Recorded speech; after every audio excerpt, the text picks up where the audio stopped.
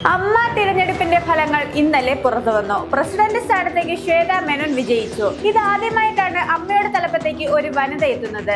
20 വോട്ടിനാണ് ശ്വേത മേനോൻ വിജയിച്ചത്. ഇപ്പോഴിതാ അമ്മയുടെ ഇലക്ഷനുമായി ബന്ധപ്പെട്ട് നടൻ കൊല്ലം തുളസി പറഞ്ഞ വാക്കുകളാണ് ചർച്ചയാകുന്നത്. ആണുങ്ങളല്ലേ ഭരിക്കേണ്ടത്, പെണ്ണുങ്ങൾ നമ്മുടെ താഴെയായിരിക്കണം എന്നാണ് കൊല്ലം തുളസിയുടെ വാക്കുകൾ.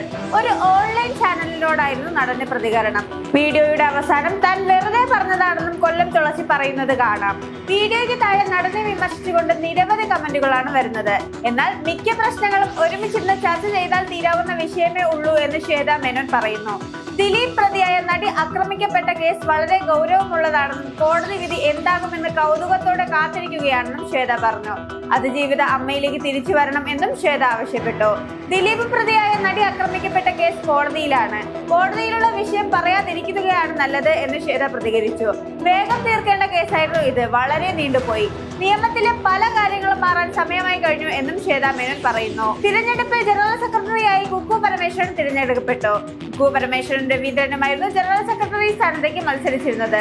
വൈസ് പ്രസിഡന്റായി ലക്ഷ്മി പ്രിയയും ജയൻ ചേർത്തലയും തിരഞ്ഞെടുക്കപ്പെട്ടു. ലക്ഷ്മി പ്രിയ, ജയൻ ചേർത്തല, നാസർ ലത്തീഫ് എന്നിവരായിരുന്നു വൈസ് പ്രസിഡന്റ് സ്ഥാനത്തേക്ക് മത്സരിച്ചത്. അമ്മയിൽ ഇത്രയും വാശിയേറിയ മത്സരം ഇതുവരെ നടന്നിട്ടില്ലെന്നാണ് ശ്വേത മേനോൻ പ്രതികരിച്ചത്. ഒപ്പം മത്സരിച്ച ദേവൻ തോറ്റെന്ന് താൻ ഒരിക്കലും പറയില്ലെന്നും അദ്ദേഹത്തിന്റെ അനുഗ്രഹം തനിക്ക് ലഭിച്ചെന്നും ശ്വേത മേനോൻ പറഞ്ഞു.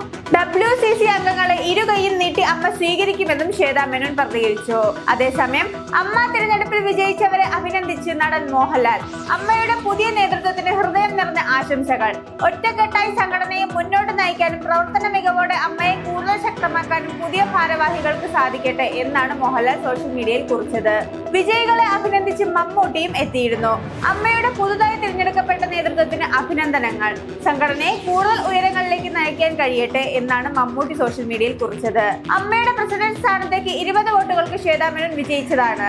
ഇതാദ്യമായിട്ടാണ് അമ്മയുടെ തലപ്പത്തേക്ക് ഒരു വനിത എത്തുന്നത്. ഒഫീഷ്യലി അമ്മയായി എന്ന് ശ്വേത മേനോൻ വിജയത്തിന് ശേഷം പ്രതികരിച്ചു.